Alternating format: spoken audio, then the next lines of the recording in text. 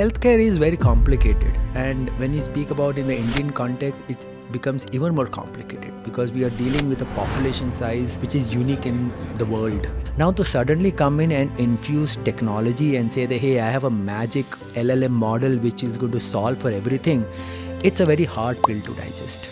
We are not a country which would always appreciate premium. I fundamentally believe that anything which can drive an outcome is good. So earning trust is very important, and earning trust is very hard. You can't earn trust quickly. That makes this building business in healthcare super. Dilip Kumar is an entrepreneur turned investor, podcast host, and endurance athlete. After a remarkable health transformation, he's channeled his passion into helping others scale both startups and themselves.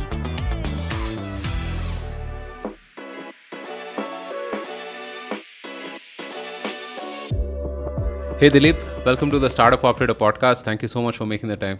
Thank you, Roshan. Look forward. Yeah, so I've been following you on X for a while, and you put out these really thoughtful threads on healthcare. Great summaries for anyone who is not from the sector, who can kind of look in and find out what is happening there. Really in India, there's just so much potential to solve really large, meaningful problems in healthcare. So this podcast, I really want to focus on all those opportunities and challenges, right? But before that, to give an understanding of where you're coming from, I'd love for the audience to know a little bit about you. From what I read, you've been a founder before, and now you're an investor. And from speaking to a lot of founder friends and investors, I know that the two mindsets are very different, right? What did you have to unlearn when you switched from being a founder to an investor? Yeah, first of all, that transition was more of a serendipity. It was not intentional. Unlike most of the folks in the ecosystem who are venture capitalists or in the VC space, I don't have such credentials, right? I didn't go to a B school. I never worked as an analyst or a principal in any fund. I've been a builder for most, if not all. That's probably a better thing. Yeah, I don't know about that. We could use less MBAs and VC, I think. Yeah. No, but not to diss on MBAs, but hey, my wife is an MBA. Yeah.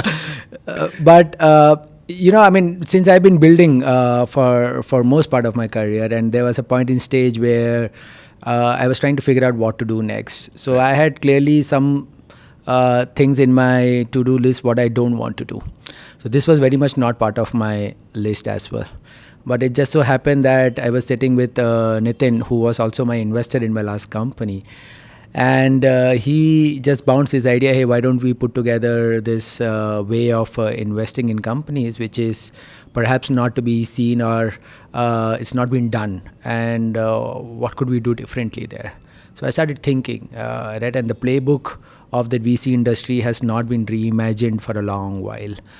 So as a builder, I thought, okay, maybe this could be an opportunity to build something again, which is not there. So that's just been a driving anchor so far, right? To do things which are not obvious in the VC industry, but also be more useful to founders who are trying to build something. Right, amazing. So you're taking a builder's mindset to investing and doing a lot of things from first principles, and that is very, very evident from your threads as well. You rightly put it right. I think healthcare is very different from your typical investing in, let's say, fintech or SaaS or elsewhere, right? You can't really move fast and break things. There are real consequences. You're dealing with people's lives here. So could you talk about how healthcare investing per se is very different? Yeah, sure. So if you look around healthcare, it's a space or a category which has existed for 1,000 odd years since human life has existed, right? When people have had illnesses, they have gone through pandemics, and you always need a certain cure. So for a large part of history, if you kind of go back, you would see it has been more health cure than healthcare, right? And then for the past 10-15 years, this idea of preventive health started coming, that okay, instead of me going and sitting next to a doctor, what can I do to minimize those reasons so that I am not there visiting the clinic or a doctor or the hospital? And that gave this seed of a lot of businesses which came in to say that, okay, how can we keep people healthy? So the definition of healthcare largely has been that people have sickness, they have illness, so let's cure them. And then, somewhere in, early 2000s, I would say that this idea came up that, okay, how can we keep people healthy and fit? And then possibly, the next spectrum would become that, okay, if they are already sick and ill, maybe we can cure, which was already there. Now, looking from a business standpoint, what businesses existed? Hospitals existed, right? They were the only standalone businesses for the longest of time in the history of healthcare. And you have seen all different kind of investors and money coming in healthcare, right? Hospitals in particular, you have had private equity guys coming in, you have had large hedge funds coming in, you have seen these companies go and become in public markets. And I think in the last 5 to 7 years in particular, specifically post-pandemic, this entire space has kind of gone through a certain reimagination, because people have built a temperament around, I want to stay healthy, I want to eat alternatives which are healthier, I want to move more, I'm conscious about my sleep, I'm conscious about my mental health, I'm conscious about my stress and anxiety levels. And therefore this plethora of products and solutions suddenly became relevant, right? And therefore it opened up opportunities for entrepreneurs and builders to build this. So problems were always there, but there were, I would say, no temperament to adopt to these solutions. Now that awareness is kind of built in, it just becomes a little more easier. I won't say it's absolutely easier, but a little more easier for entrepreneurs to build something, because they don't have to go and educate people. Some set of awareness is there. And therefore an opportunity to build meaningful, long-lasting businesses in health. Right. Fantastic. So, anytime I go to a hospital, right, or visit the doctor, I come away thinking of like at least 15 solutions I could build, right? I mean, right from how the appointment works to like, how you're treated at the clinic or the hospital to finally the care and the post-care, right? But I mean, healthcare is different, right? I mean, you can't have a tech mindset per se to solving things in healthcare, which has been the case like the last 15 years. If you look at it, I mean, people have tried to build apps and people have tried to integrate technology and so on and so forth. But there's a undeniable human element in healthcare that requires like a deeper introspection on how to solve it, right? And I see that you put out a thread sometime back on this specific aspect. If you could talk about it a little more. Sure. No, see, healthcare is very complicated, right? And when you speak about in the Indian context, it becomes even more complicated because we are dealing with a population size which is unique in the world, right? And now if you see other markets, let's say the developed markets, it's fairly systematic, it's fairly organized, it's fairly structured. And then there are intricacies and nuances which are very different. So at a very top level, if you see, right, for a lot of developed countries, healthcare is paid for, right? So there's always a payer. Mostly it's the employer or it's the insurance companies or it's the government, which kind of pays to a large extent for your healthcare, right?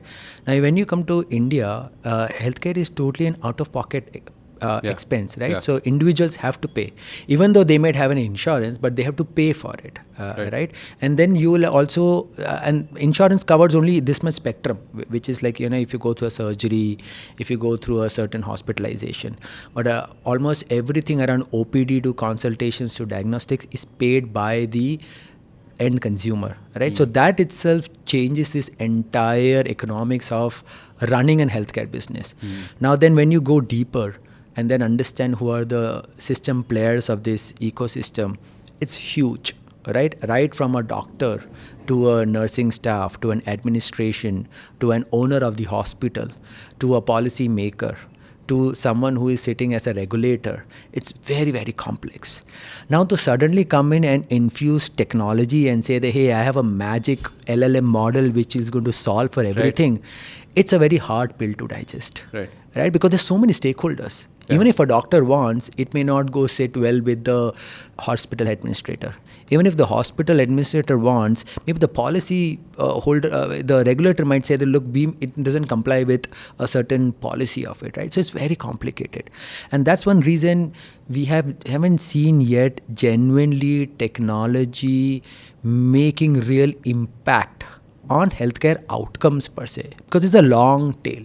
I mean, we have of course had adoption of technology, but these are all very micro segments, like a CRM, patient management system, or I took this diagnostic, it comes to my app and all of that, right? But real technology outcomes from a front end and from a back end point of view, it takes time. I mean, I feel that there's some bit of technology which has happened on the hardware side. So you will see the big guys like a GE or a Philips, which has done remarkable work in building these huge diagnostic pieces. Even in the pricing models and so on, right? Right. But I think a lot of that has to get evolved.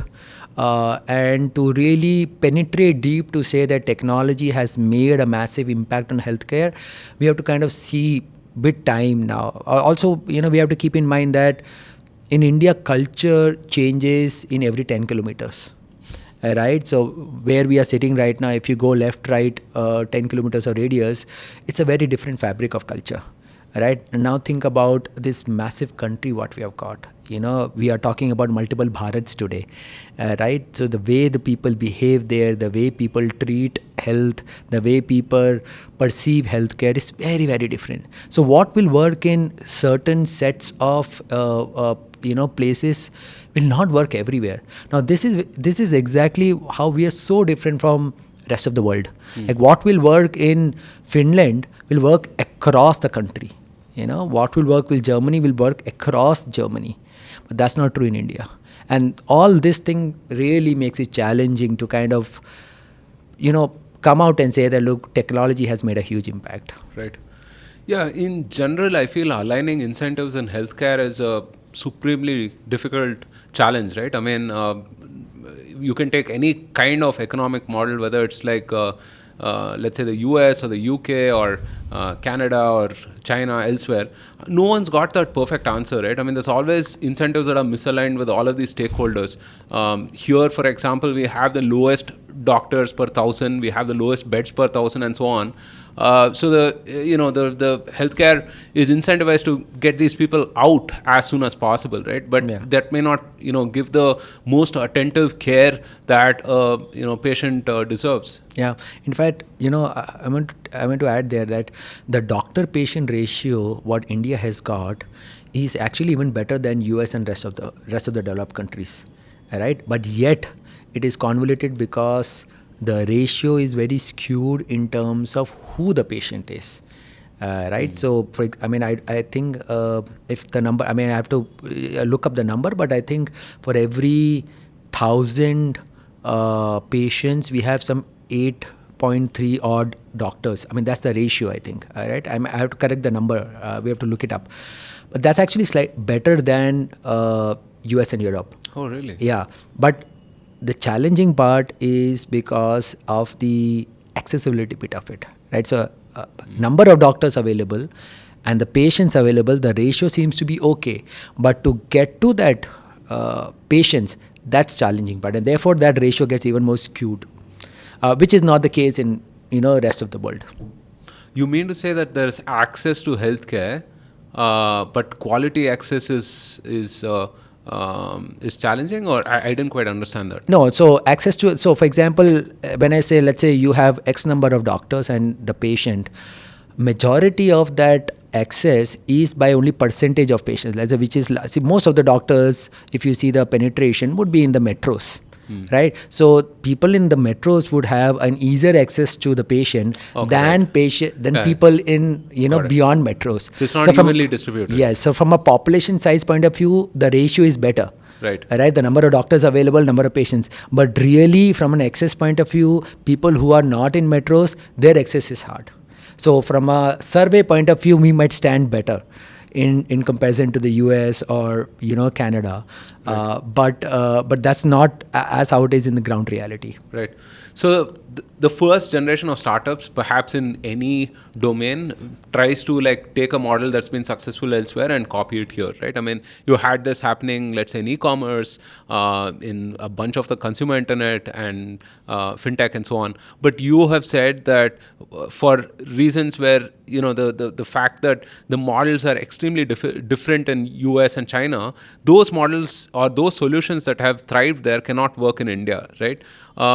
So what do you see the way out? Like, how should a founder who's thinking of building in India for India think about building a viable business? Sure. No, like I said, the contours are very different. What's in the US, right? A simple fact that the payer is different itself makes this entire definition of the operating of the business very different. Like the economics changes there itself, right? Now, if someone wants to build in India, they have to think first principles, right? I mean, who is the customer? Right? What is he more concerned for? What will he pay for? And build solutions around those fabric, right? So we are not a country which would always appreciate premium, right? The larger audience will not. Maybe less than 4%, 5% of the population would perhaps figure out premium experiences and services. So it really depends on the aspiration of the founder. But that's a large number as well, right? I mean, it is large. The population. Yeah, but then it also depends. But the healthcare problem is beyond that. Healthcare problem is for the 100% of population. Sure. Right? So because the paying parity is different, right? So it's an aspiration of the founder.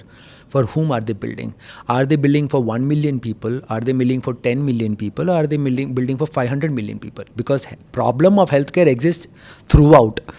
This is unlike a problem where say that fintech, fintech could be said that it's not maybe a need or a problem statement. Let's say from a solution point of view for everyone, right? Or let's say anything e-commerce, right? I mean, people in the rural India would be happy to just walk in and get their stuff. Quick commerce, again an example, right? Even in metros today, there are pin codes where quick commerce doesn't exist. Because that side of population is happy to go out and walk into the kirana store and come back. Right. But healthcare is not like that. Everyone needs healthcare. Everyone needs access to healthcare. What we need is access to quality healthcare. Right? We have doctors. We have government hospitals. But people know that there is a huge trust deficit there. People don't trust the quality of the services or doctors available. There are very few good institutions, government institutions, which can have very good healthcare capacity in terms of service. But then they are burdened with so much of footfall, right? So what could builders do is to really go to the ground reality and say that, look, am I building for that few percentage, 2-3% of the people who are earning beyond whatever 40, 50 lakh rupees, 30 lakh rupees of annual income? That is also a sizable target audience to build. Or am I really building for an audience which is much larger because healthcare exists? Right? And therefore the aspiration depends. How do they really go? And therefore the business model will depend. Right? How do you build it? Do you go digital first, or do you go offline first, or do you go hybrid? Everything would depend basis on A, your aspiration, and B, for whom are you building? Right.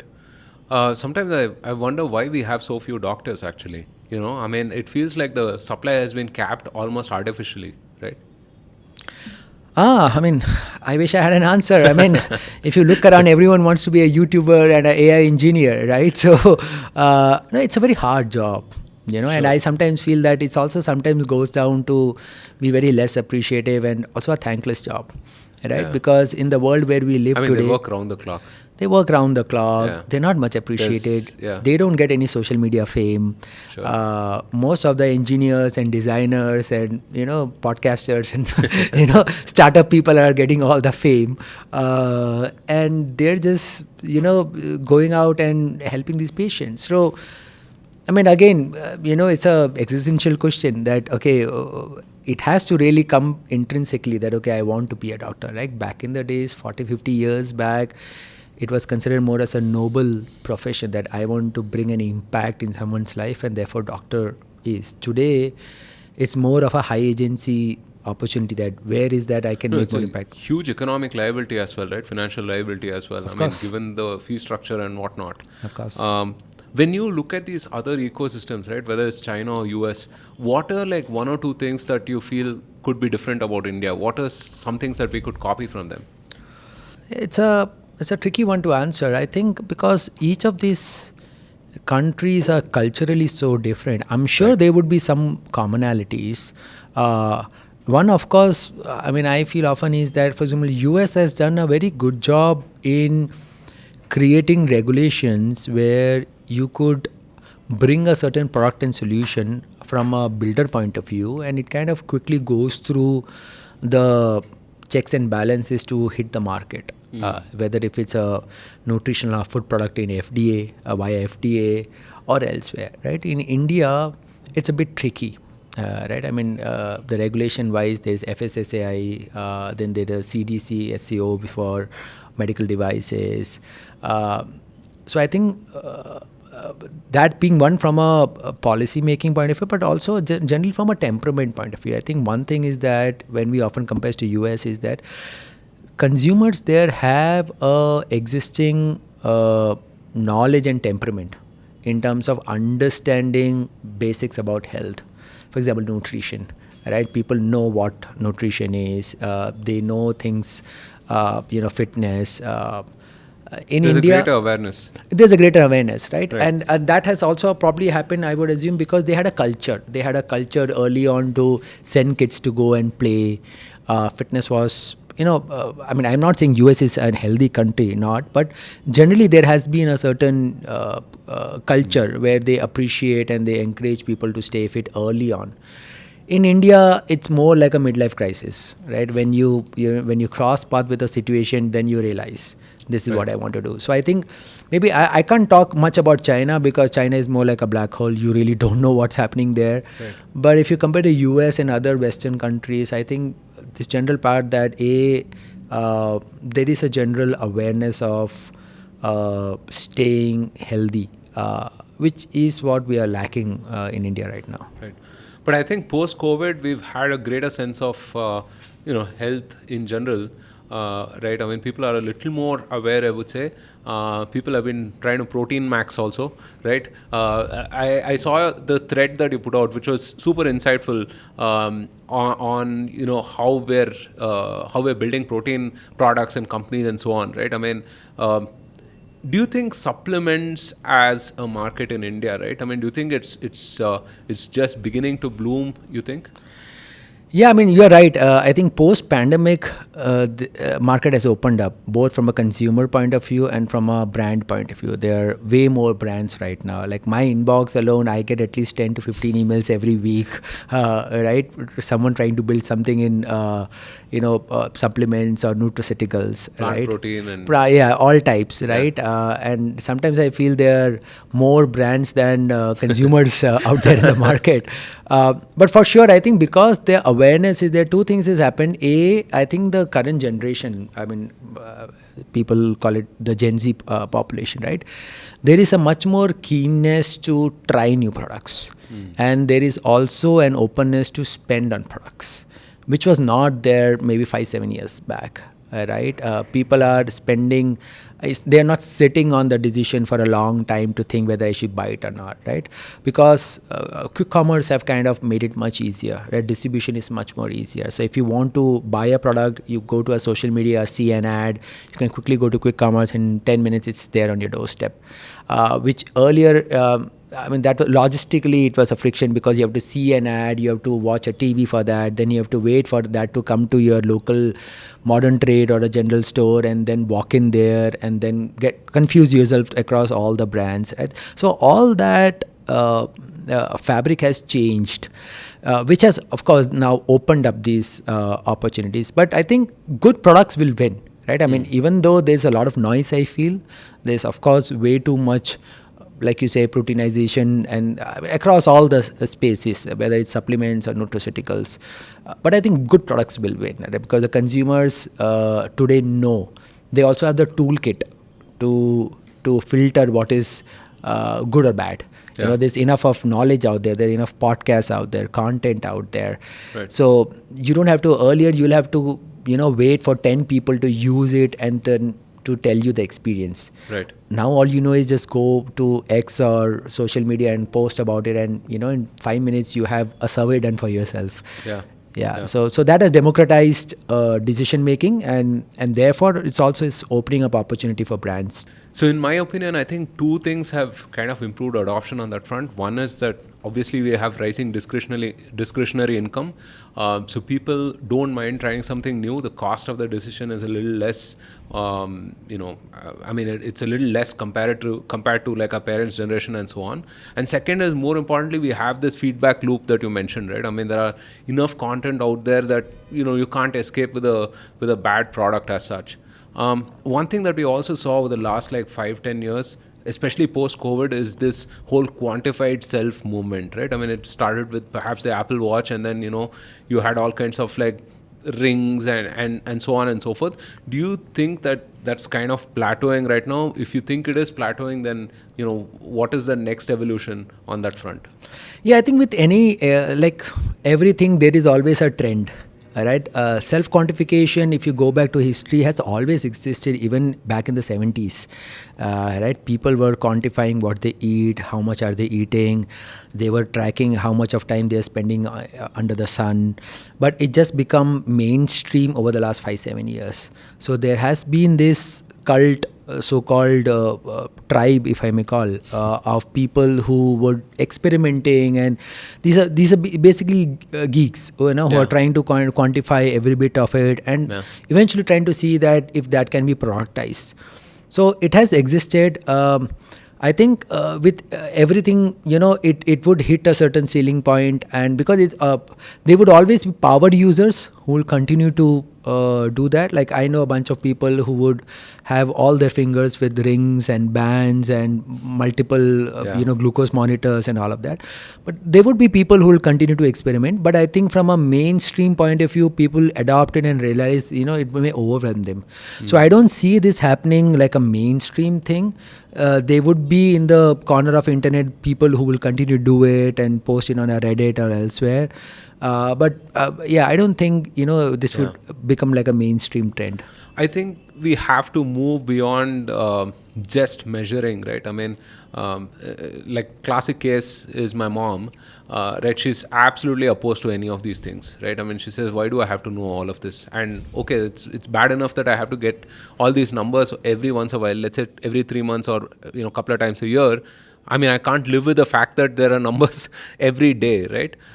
So I suppose, the next evolution, people really want to understand why a certain thing is a certain number, right? And basis that, what should I do, right? I mean, should I increase my calorie intake, or should I reduce it, or should I have more protein, or should I walk another 1,000 steps, etc., basically. Yeah, if you look at the existence and the history of wearables in particular, so far the generation has been to tell you what is happening with you, right? How much of sleep you have done, how much of steps you have tracked, what's happening with your glucose monitor. I think the next generation would also tell you why that's happening with you. Right? Why did you suddenly get a spike in your glucose? Why did you why did your resting heart rate drop? And then the generation would actually tell you, the generation after that would tell you that how can you close that loop? What can you do to do that? So some bit of it is already happening in some wearables, right? For example, a few rings would tell you that, okay, you should now go out and, walk because... Get some sun, right? Or maybe you just had your meal and your glucose had a spike. Maybe you should do a 20-minute walk, right? But I think for all this thing to happen more meaningfully and intelligent way, you need data.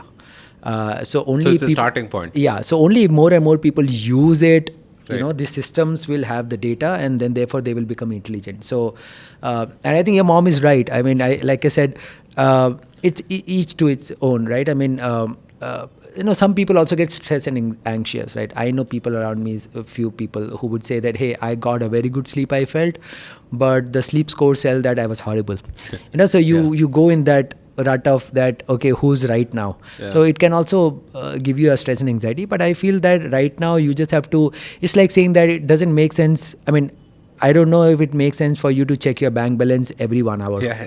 right? Or even for the Or matter the every day. Yeah, I mean, you're good if you can do it once in a week or once in a month, right? I mean, it's not going to make any difference in your decision making. Right. But these are all guardrails. So health in that context is from that perspective. It's just a guardrail to tell you, a system check that, okay, this is what's happening in your body. Right. Every hour, every minute, if you're going to check, it's really going to make you anxious. Yeah. Right.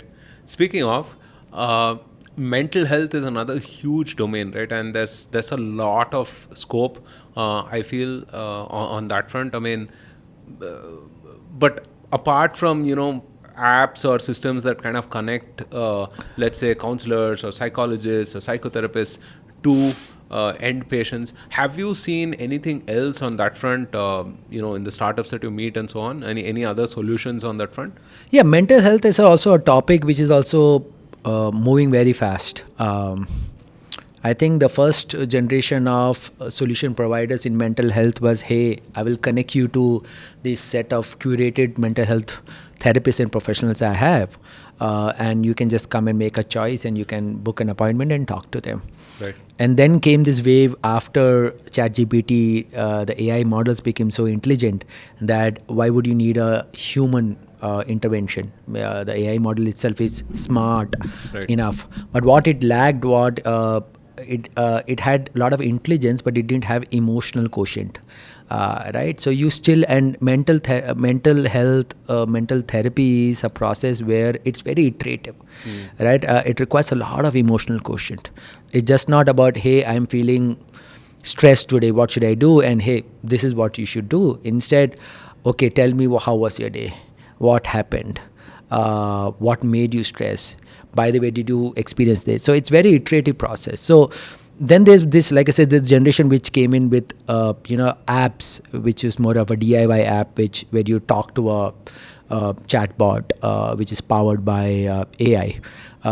I think the future would also, I mean, I've been meeting a bunch of guys who are also layering wearables on top of it, like EEG devices where your headgears are there, and that would give you signals, and that will also do some course correction in, giving this simulation on your, your front cortex, to just like how you will go and lift weights in your gym.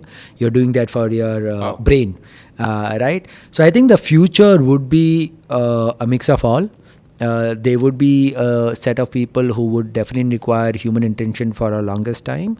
There would be some people who may require, after human intention, be on maintenance mode. So they may continue to maybe chat with an AI tool.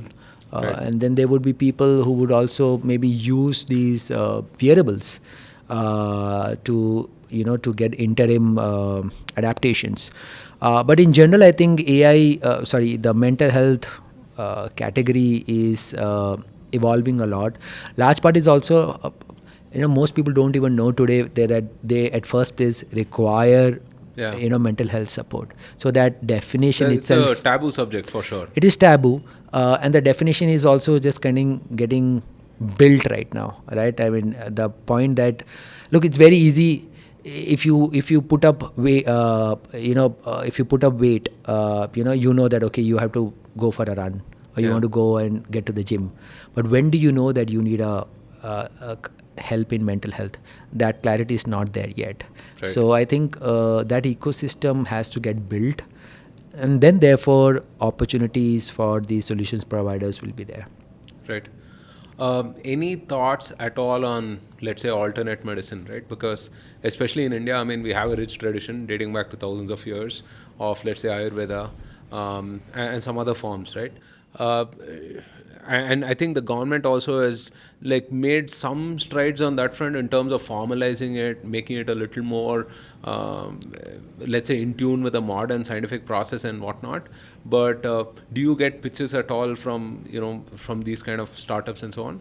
Yeah, I mean, all the time, right? I mean, we get pitches all the time. People building with elements around Ayurveda, all of that. But like I said, I fundamentally believe that anything which can drive an outcome is good. Else, it's just Fox, right? I mean, you don't know. There are a lot of Unfortunately, we also live in a world where there are a lot of quacks. We are surrounded with misinformation because all of us are gullible people, right? People are telling you that you have a problem and promising you, hey, take my solution and I will fix for it. And people will go for it. But the challenge is to understand whether you can measure the progress and eventually can that drive an outcome to it. But look, if Ayurveda can solve for it, great. I have no particular opinion on it. But like I said, I mean, if people are getting a certain outcome, I think it's a good thing. And the fact that it's come from India, I think we can truly make a possible global product or a brand from here. Right. If I am, let's say, in my early 20s and I want to start up in healthcare, what are some 3-4 ideas that you would fund? Yeah, I mean, I think the idea catalog is so long. Instead of telling what I would fund, I can perhaps tell how you should look on finding ways to figure out your own idea catalog. Would that make sense? Yeah, sure. Yeah. So I think first is to kind of just look around yourself, right? Like I said in the beginning, for whom do you want to build? Do you want to build for people like yourself? Do you want to build for people around you? It could be your parents. It could be your younger siblings. It could be a different gender. Do you want to... It could be from people who are from a different strata of society, right? And what is this most painful friction in their life? And everyone... the fundamental truth is everyone wants to stay healthy. Even if you go down to the road and see that guy who is a daily wage earner, he also wants to stay healthy more than people who are in the air-conditioned offices. Because if he's not healthy, next day morning, he will not earn his wages. Correct. Right? But he's not thinking about protein. He's not thinking about carbs. He's not thinking about weights. He's thinking about survival. Right? What do I eat so that I can be healthy and tomorrow I can go back and do my physical work. Right? So the opportunities are everywhere. Right? Do you want to build for pain? Or do you want to build for vitamin? Is it need or is it want? It's up to your patience. It's up to your endurance. If you're wanting to build for, if you want to build for a want opportunity, you have to see for time. Because it won't be equal to that I need it. You'll also have to find that kind of TG as well, right? Of course. I mean, who can afford to pay for a want. Yeah. So preventive care for a larger part is a want business, right? I want to stay healthy. Curative, which is the hospital business, is a need business. Once you're in pain, you won't make a choice, do I stay in the pain for a long time? You want to get to a doctor as quickly as possible. You want to get to the medicine as quickly as possible. So it purely bases on the aspiration of the founder, how they want to build it. Second and the most important part is that whoever you want to build for, you have to build a huge trust protocol around you. Very, very important, right? Yeah. And that's what I see almost all startup entrepreneurs in particular missing it out. I mean, they may have the greatest tech of the world and they may have the greatest scale of the world, but no amount of venture money will help you earn trust, right? Trust is not about throwing ads on social media and asking customers to click. Trust is not about hiring the best influencer or a celebrity and making them wear your t-shirt and tell your slogan. Trust is genuinely earning that absolute trust amongst consumers to say, hey, I resonate with who you are. I resonate the problem statement for what you're building. I am willing to try your product and services. If you think 40, 50 years back, that is what hospitals have done. Doctors have earned the trust naturally because of their pedigree, because they are doctors. Yeah. Even today, if you see around in your family, regardless of, even though we have so much of these doctor discovery platforms, most people even today, agnostic to the age, would still ask each other, hey, which is the doctor you trust? And this is even after you have the biggest discovery platform out there, right? So earning trust is very important, and earning trust is very hard. You can't earn trust quickly. That makes this building business in healthcare super hard, because you have to earn with time. It's a slow process. Yeah. And do you think that funds themselves have to evolve to kind of suit this kind of building? Because your typical 8-10 year fund with with the kind of multiples that you have to see right on the business may not work, right? I mean, do you think you need like more patient capital to kind of step in and like build? Yeah, I mean, I think depending on the type of businesses you want to enter and support, funds have to kind of resonate with that. It is not easy. Like, I mean, I don't think you can get a meaningful outcome in healthcare in 3 to 5 years. Yeah. It's just not possible, right? Unless like it's like a GLP-1 drug and it's proven. But you have to understand that it has taken them I don't know how many years of R&D and how much of money has gone in that business, right? And these are not businesses which have got private equity money or venture capital. These are all large public companies which can afford to spend $1 billion plus in R&D, right? Small startups can't, right? So funds obviously will have to think in a way, but again, you can't say what is right or wrong because every fund manager has a certain template, right? I mean, they're designed in a such a way that during this X time period, they want to get an X return. And that of course makes it harder for them to kind of look out for winners. Right. So let's talk about your own health and fitness, right? Which is super inspiring. You shared the story on X and other platforms as well, right? I mean, so you were a busy founder and you had neglected your health like a lot of us do.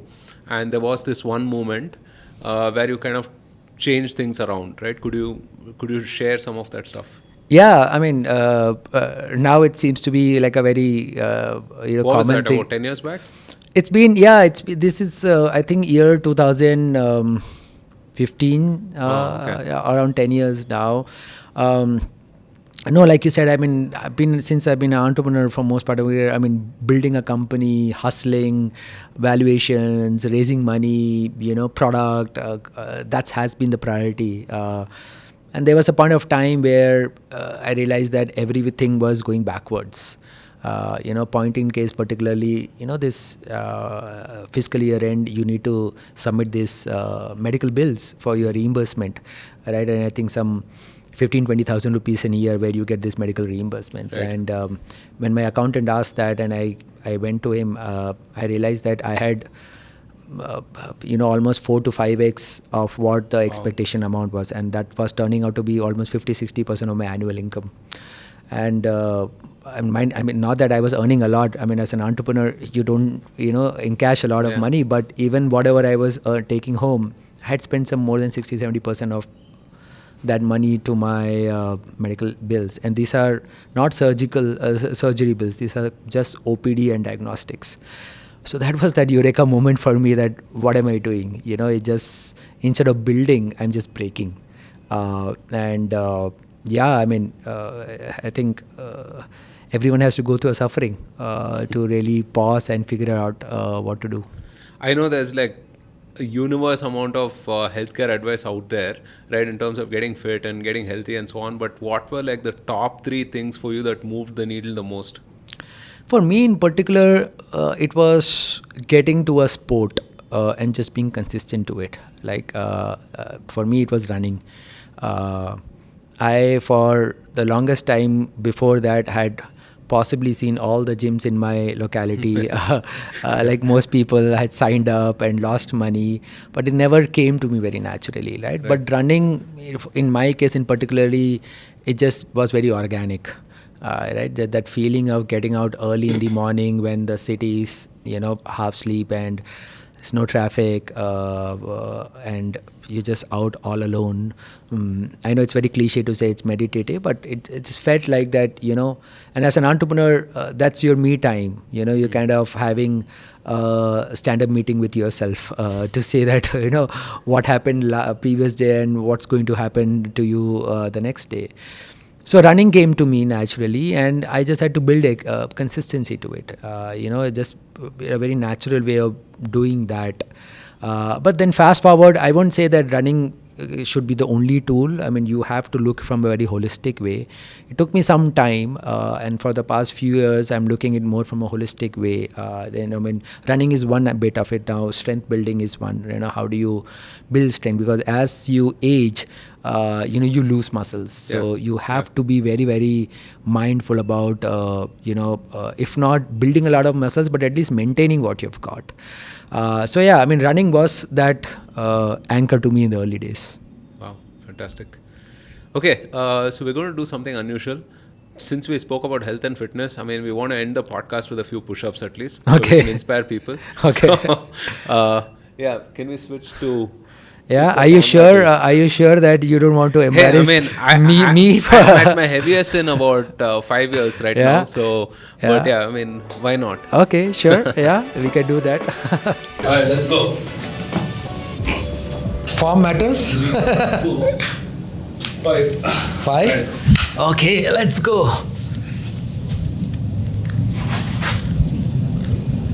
5. Let's see. 5, 6, 7, 8, 9, 10. All right, 10. Okay. 4, 5, 6, 7, 8, 9, 10. So your viewers have to comment on the form. I already know that they say my form is terrible, but screw you guys. Yeah, they are the form police. 6, 8, 9, 10, 11, 13. Go down, dip. 15. Okay. Oh man. 1, 2, 3, 4, 5. 10, 11, 12, 13, 14, 15. You have to cap out? We're going to need a stretcher to get me Okay, out. why don't we do this one together? We cap out at 20? Let's do that. Yeah, let's cap out. Okay. Ready? Good call. Yeah? All right. Okay, let's go. 1, 2, 3, 4, 5, 6, 7, 8, 9, 10, 11, 12, 13, 14, 15, 16,